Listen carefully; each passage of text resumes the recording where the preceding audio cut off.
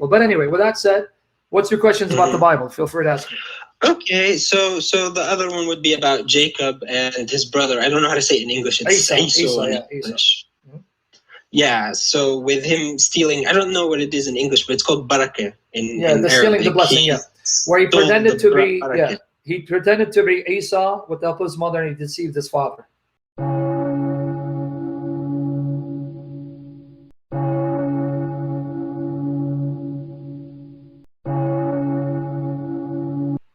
Yes. Okay.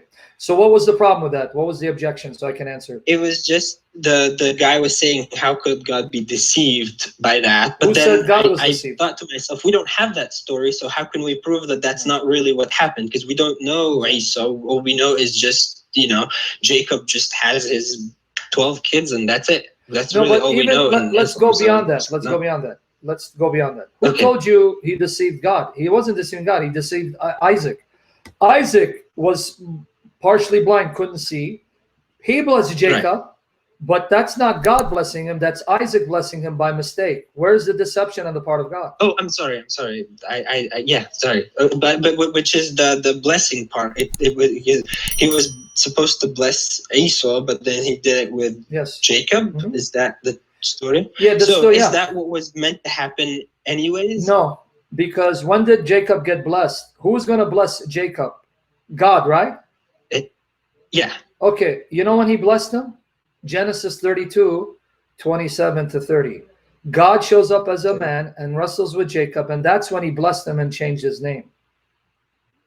So sorry, 32 what? Chapter 32, verses 27 to 30. Genesis 32, 27. I'm sorry, you can read Genesis 32. Don't start at 27 because I want you to read the whole context. Start at 24. Okay. Genesis 32, 24 to 30. There is when he received the blessing from God, not from Isaac. That's not when God blessed him. If you go to Genesis 32 and you read 24 to 30, what do you find there? You can read in Arabic and see it says that a man wrestled with Jacob, right? Till the breaking of day, right? Which is like he wrestled with him until like the sunrise. Okay, but if you read all the way to 30, glance at it. That man turned out to be God, and Jacob said, I won't let you go until you bless me. And then in 27 and 28, he says, what is your name? He said, Jacob. He goes, your name is no longer Jacob, but Israel. Israel. Because you wrestled with God and man, and you prevailed, you won. And then in verse 30, it says, Jacob called the place Peniel, because he said, I saw God face to face, and my life was spared. I see. I see it. Okay, so I have two questions. Number one. Yes. Did God bless him when he deceived Isaac, or did he bless him later? No, it seems you're right. He did it later. Okay, but now second problem for you. Remember, this is the Torah of the Jews, the Bani Israel, the Yahud. It's not in the Christian hand.